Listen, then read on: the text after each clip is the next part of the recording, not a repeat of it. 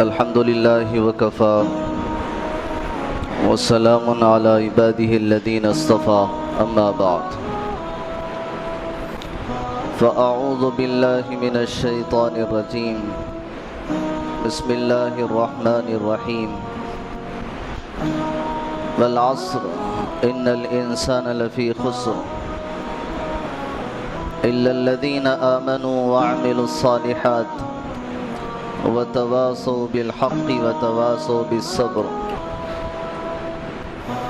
وقال النبي صلى الله عليه وسلم لا يؤمن أحدكم حتى يكون هواه تبعا لما جئت به أو كما قال عليه الصلاة والسلام سبحانك لا علم لنا إلا ما علمتنا إنك أنت العليم الحكيم اللهم صل على سيدنا محمد وعلى آل سيدنا محمد وبارك وسلم.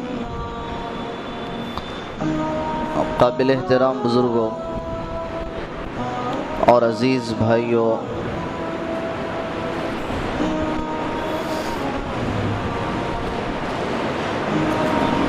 انسانی دنیا اپنی تیز رفتاری کے ساتھ ترقی پر ہے.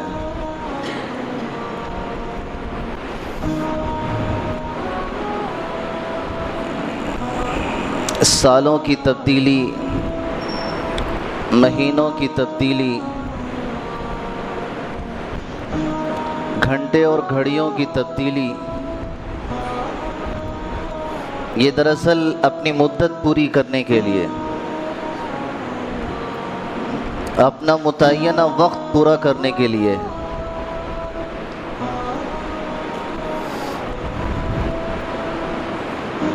سال بدلا، چاہے وہ شمسی سال ہو یا قمری سال ہو.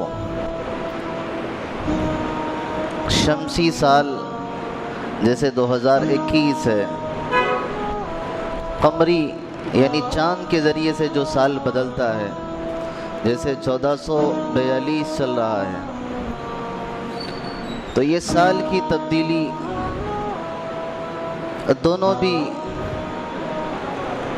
اوقات کی تعیین کے لیے ہے، اوقات کو بتانے کے لیے ہے. والشمس والقمر بحسبان، اللہ تعالیٰ نے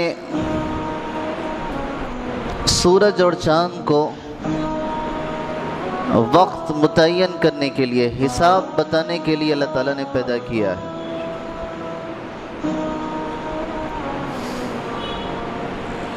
سورج اپنے مدار میں اپنی منزل میں گھومتا جا رہا، چاند اپنی منزل میں تیز رفتاری کے ساتھ گھومتا جا رہا. لَلشَّمْسُ يَنبَغِي لَهَا أَن تُدْرِكَ الْقَمَرَ وَلَلَّيْلُ سَابِقُ النَّهَارِ. قرآن کہتا ہے کہ سورج یہ کبھی چاند کو پکڑ نہیں سکتا اور نہ کبھی رات دن سے پہلے آ سکتی ہے. جس کی جو جگہ اللہ تعالیٰ نے متعین کر دی، اس مدار میں، اس منزل میں، اس جگہ میں اس کی اپنی حرکت ہے. تیز رفتاری کے ساتھ، برق رفتاری کے ساتھ گھومتا جا رہا ہے. اور یہی چکر 365 کا ہو یا کم و بیش ہو، یہ سال کی تبدیلی کا ذریعہ بنتا ہے.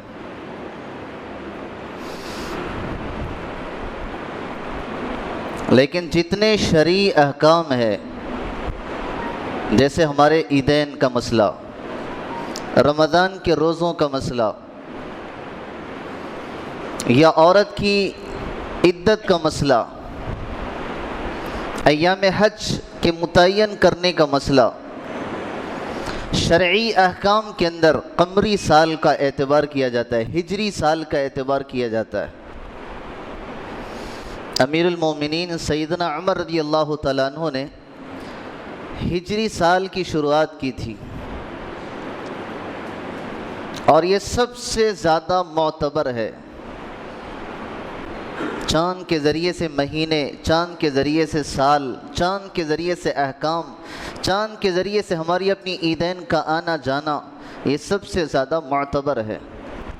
یسألونک عن الأہلہ قل ہی مواقیت للناس، قرآن نے خود کہا کہ اے نبی صلی اللہ علیہ وسلم، لوگ آپ سے چاند کے بارے میں پوچھتے ہیں کہ چاند پورا بھی نکل آتا ہے اور پھر آہستہ آہستہ چھپ چھپ کے بالکل چاند باریک سا ہو جاتا ہے لکیر کی طرح، یہ کیوں؟ تو اللہ تعالیٰ نے جواب دیا مواقیت للناس، یہ لوگوں کے اوقات بتانے کے لیے۔ اسی سے تو احساس ہوگا کہ مہینہ شروع ہوا، اسی سے پتہ چلے گا مہینہ ختم ہوا۔ تو شرعی احکام کے اندر ہجری سال کا، قمری سال کا اعتبار زیادہ ہے۔ عیسوی سال یہ دراصل حضرت عیسیٰ علیہ السلام کی طرف نسبت کی جاتی ہے۔ میں نے گزشتہ جمعہ بھی کہا تھا کہ حضرت عیسیٰ علیہ السلام کی ولادت کی تاریخ متعین نہیں ہے، ایک نسبت کر دی گئی ہے حضرت عیسیٰ علیہ السلام کی ولادت، اور یہ 2021 سے ایک نسبت کر دی گئی ہے کہ عیسوی سال ہے، لیکن تحقیق تو یہ ہے کہ یہ حضرت عیسیٰ علیہ السلام کی ولادت کی طرف نسبت کرنا صحیح نہیں ہے۔ اس کو کبھی رومن اٹلی نے اپنی طرف نسبت کی، کبھی کسی اور نے اپنی طرف نسبت کی ہے، لیکن ایک بات تو متعین ہے کہ کوئی بھی سال ہو، چاہے شمسی سورج کا ہو، قمری چاہے چاند کا سال ہو، سال نو پر، نئے سال پر جشن منانا، سال نو پر، نئے سال پر آتش بازی کرنا، پٹاخے پھوڑنا اور عیش و عشرت کا ماحول بنانا، یہ تو کسی بھی موقع پر زیبا نہیں ہے، مناسب نہیں ہے۔ چاہے وہ اسلامی سال ہو، چاہے وہ عیسوی سال ہو۔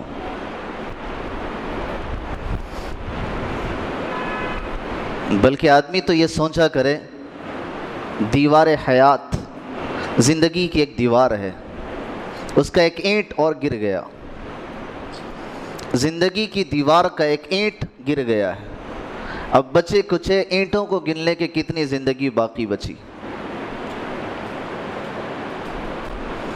تو آدمی جشن منائے گا یا کہ احتساب کرے گا کہ پتہ نہیں گزشتہ سال میری اپنی زندگی کس طرح گزری، اب تک میں 34 کا تھا 35 کا ہو گیا، اب تک میں 54 کا تھا 55 کا ہو گیا، اب تک میں 64 کا تھا 65 کا ہو گیا۔ عمر کا بڑھتے جانا یہ تو آدمی کو اپنی منزل سے قریب کرتا جا رہا، قبر سے قریب ہوتا جا رہا، اپنی موت سے قریب ہوتا جا رہا، تو اس کے لیے جشن کا موقع نہیں ہوتا کہ وہ کیک کاٹے، اس کے لیے جشن کا موقع نہیں ہوتا کہ وہ ڈی جے باجے لگائے، اس کے لیے جشن کا موقع نہیں ہوتا کہ وہ آتش بازی کرے، اس کے لیے جشن کا موقع نہیں ہوتا کہ وہ موم بتیوں کی جو ہے شمع بجھا دے، اس کے لیے احتساب کا وقت ہوتا ہے کہ سال گزشتہ وہ حالات تھے، سال بدل گیا، پھر وہ حالات دوبارہ لوٹ کے نہ آئیں۔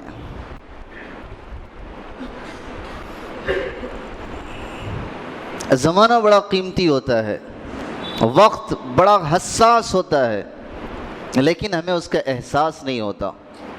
قرآن نے کہا والعصر، قسم ہے زمانے کی، زمانے کی اللہ نے قسم کھائی، حالانکہ رب ذوالجلال کو کسی چیز کی قسم کھانے کی ضرورت نہیں ہے، ان کا کلام سچا ہے، ان کی بات قطعی ہوتی ہے، ان کی بات فیصلہ کن ہوتی ہے، انہیں کسی کی سفارش کی ضرورت نہیں، انہیں کسی کی قسم کی ضرورت نہیں ہوتی ہے، لیکن ہم انسانوں کے سمجھانے کے لیے فرمایا قسم ہے زمانے کی، یہ زمانہ بڑا قیمتی ہے۔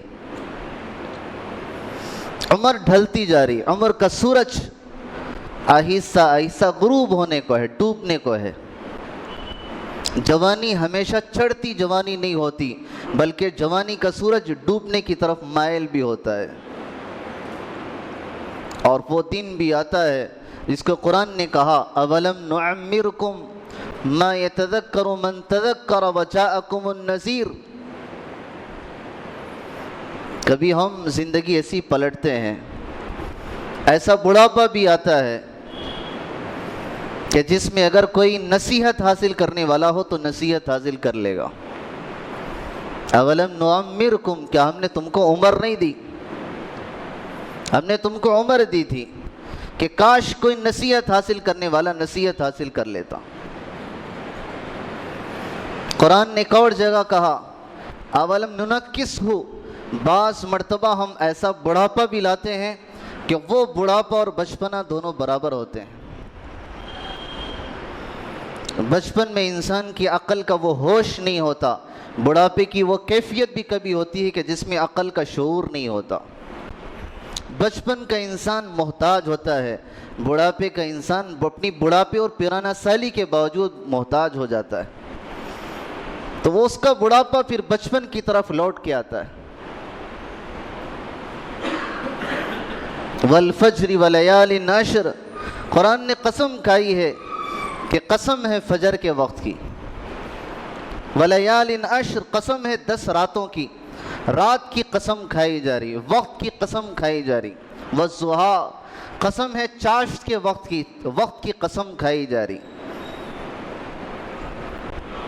کہ وقت ہی انسان کو کبھی عروج دیتا ہے، وقت ہی انسان کو کبھی مالدار بناتا ہے، وقت ہی انسان کو کبھی تعلیم یافتہ بناتا ہے، وقت ہی انسان کو کبھی حاکم بناتا ہے، وقت ہی انسان کو بچپن سے جوانی کی طرف لے کے جاتا ہے، اور یہی وقت ہے جب غروب کی طرف ہوتا ہے تو اس کی جوانی بڑھاپے کی طرف مائل، اس کی حکمرانی غلامی کی طرف مائل، اس کی مالداری غربت کی طرف لوٹ کے آتی ہے۔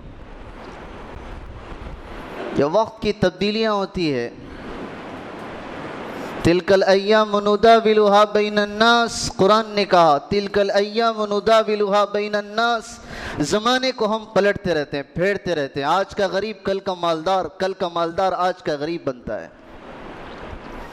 آج کے جس کے ہاتھ میں زماں میں اقتدار ہے، آج جس کے ہاتھ میں اقتدار کا باغ ڈور ہے، کل وہی پس زندہ ہوتا ہے، سلاخوں کے پیچھے ہوتا ہے۔ زمانے نے اس کو بھی دیکھا ہے، زمانے نے وہ تاریخیں ہمیں، عبرت کی تاریخیں، عبرت کے نشان ہمیں سکھائے ہیں۔ وہ زمانہ بھی دیکھا ہے کہ ایک زمانہ تھا کہ وقت کا وزیر اعظم ہے، اور وہی زمانے کی تبدیلی تھی کہ سر تن سے جدا کیا جا رہا تھا۔ جعفر بن یحییٰ برمکی، ہارون رشید کا بہت بڑا معتمد علیہ وزیر اعظم گزرا ہے۔ خلیفہ ہارون رشید معمولی حکومت نہیں تھی، بہت بڑی حکومت تھی۔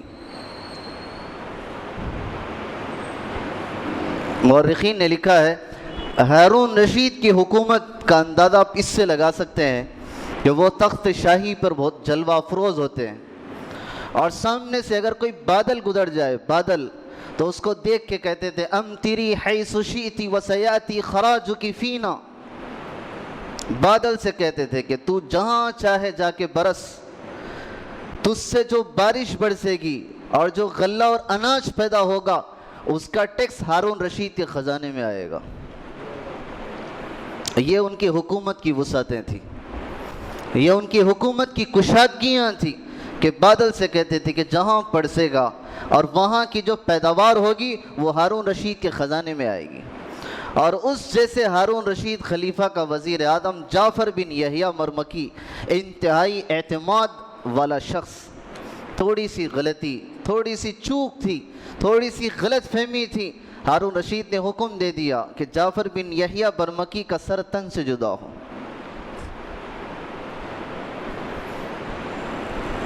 زمانے نے وہ تاریخ بھی لکھی ہے کہ سر تن سے جدا کر دیا گیا۔ ان کا بھائی خالد بن یحییٰ برمکی سلاخوں کے پیچھے ہے، سارا خاندان جیل کی وہ تاریک کوٹریوں کے اندر اپنی زندگی بسر کر رہا۔ لوگوں نے کہا کہ یہ آفت کیسے آ گئی؟ آپ تو بڑے خوش خرم تھے، آپ کے تو بڑے شادیانے تھے، آپ کے تو نام لیا جاتا تھا، جعفر کا نام، خالد کا نام، یحییٰ برمکی کا خاندان، یہ بڑا فیمس اور مشہور خاندان تھا۔ تو انہوں نے کہا کہ ہم غفلت میں تھے،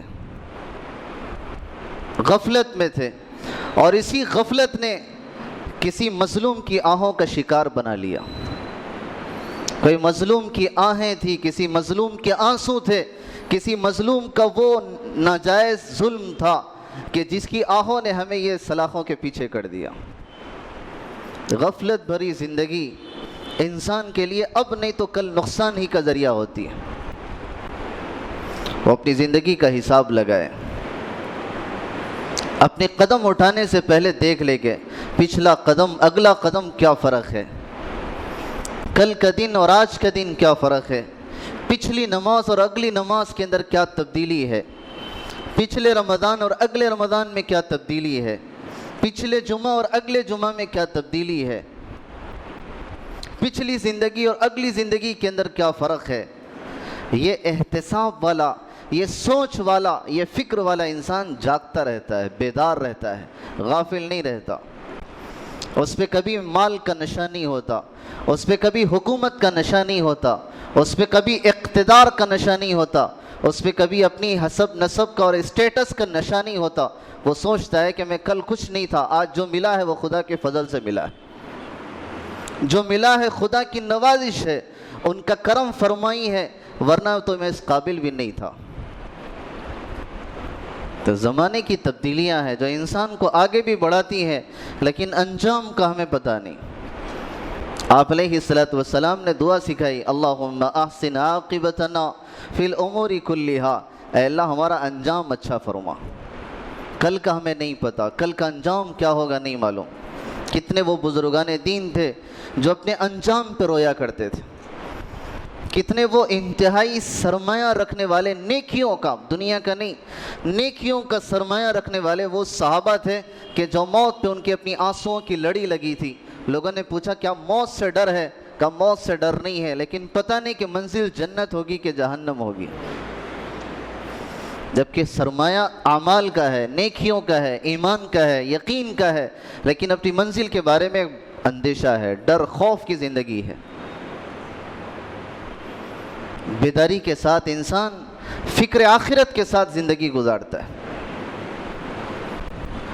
تو اللہ تعالیٰ نے قرآن میں ایک نہیں کئی جگہ زمانے کی، وقت کی قسم کھا کے فرمایا کہ دیکھو وقت کی قدر ہونی چاہیے۔ بڑے بڑے حادثات وقت سے جڑے ہوئے ہوتے ہیں، بڑے بڑے حالات وقت کے ساتھ جڑے ہوئے ہوتے ہیں، بڑے بڑے تاریخ کے وہ رونما چیزیں وہ تاریخ اور وقت کے ساتھ ملے ہوئے مربوط ہوتے ہیں جن کو جدا نہیں کیا جا سکتا۔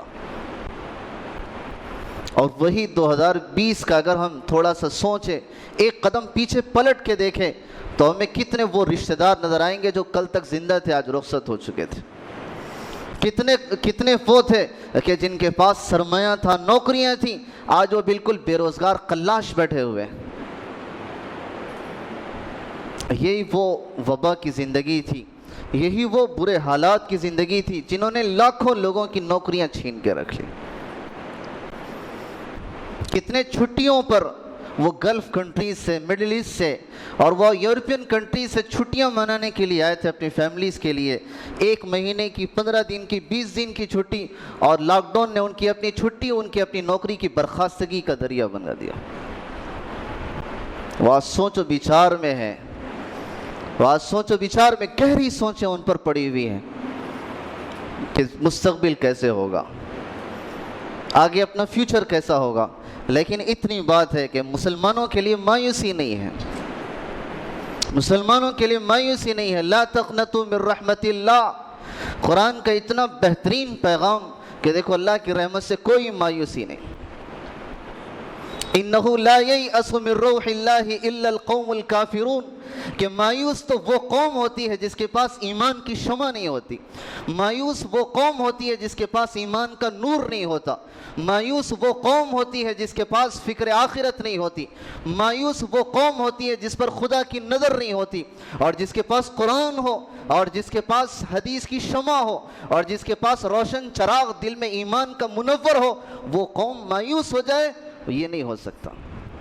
یہ قوم تو اٹھنے کے لیے آئی ہے، یہ قوم بیداری کے لیے آئی ہے، یہ قوم دینے کے لیے آئی ہے، یہ قوم مانگنے کے لیے نہیں، یہ قوم دینے کے لیے آئی ہے، یہ قوم لوگوں کی ڈھارس بندھانے کے لیے آئی ہے، خود مایوس ہونے کے لیے نہیں آئی۔ ہمیں اپنا مقام سمجھنا چاہیے کہ ہمارا مقام کیا ہے، ہماری حیثیت کیا ہے، ہمارا پوزیشن کیا ہے، اللہ تعالیٰ نے قرآن میں کن چیزوں سے ہمیں خطاب کیا ہے۔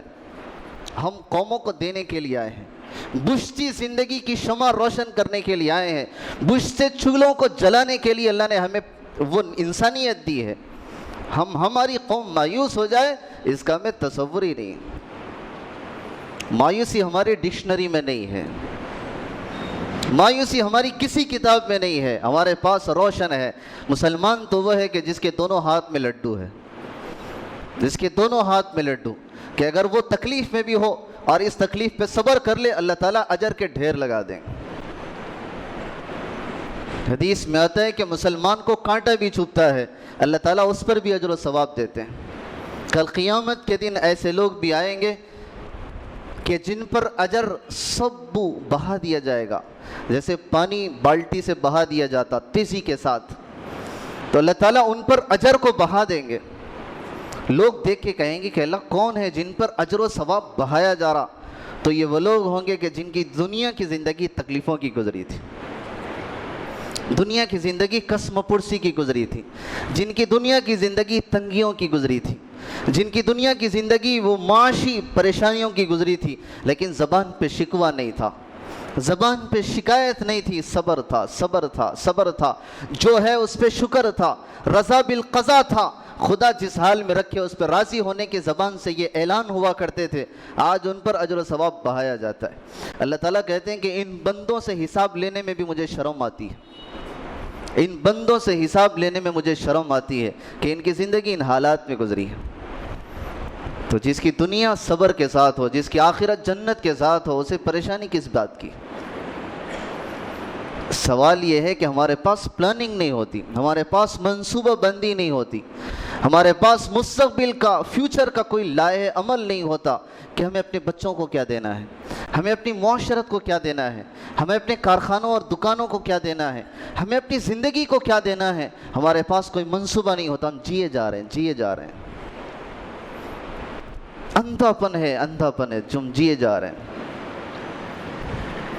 حالات ہمیں جھنجھوڑتے جا رہے ہیں، حالات ہمیں جھنجھوڑتے جا رہے ہیں، کچھوں کے لگاتے جا رہے ہیں کہ اب تو سنبھلو، اب تو سنبھلو، اب تو سنبھلو، اب تو خدا کی طرف لوٹ کے آ جاؤ۔ لیکن حالات ہمیں بدلنے کے بجائے اور مزید ہم بگڑنے کا ذریعہ بنتے جا رہے ہیں۔ اتنے حالات کے باوجود آج بھی ہماری قوم شادیوں پہ پیسہ لٹانے میں دریغ نہیں کر رہی۔ اتنے سخت حالات کے باوجود آج بھی ہماری قوم، آج بھی ہماری اپنی مسلم امت شادیوں پر فضولیات کرنے سے وہ دریغ نہیں ہے، پیچھے نہیں ہٹ رہی۔ وہ شادیاں، وہ پٹاخے، وہ گانے باجے، اور وہ کہ زندگی تنگ ہو کے رہ گئی۔ خود پلٹ کے اپنے خاندان میں دیکھو، دور نہیں، محلے میں نہیں، اپنے خاندان میں دیکھو، وہ مریض ملیں گے جن کے پاس علاج کے لیے پیسہ نہیں ہے، وہ مریض ملیں گے، وہ گھر ملیں گے کہ جن کی معاشی تنگیاں اور جن کی بڑھتی بچیوں کی عمریں ان کی اپنی راتوں کی نیند کو حرام کی ہوئی ہیں، لیکن یہ اپنی شادیوں میں لٹانے سے پیچھے نہیں ہیں۔ یہ بے حسی ہے، بے حسی ہے۔ اس بے حسی کا کیا جواب ہے؟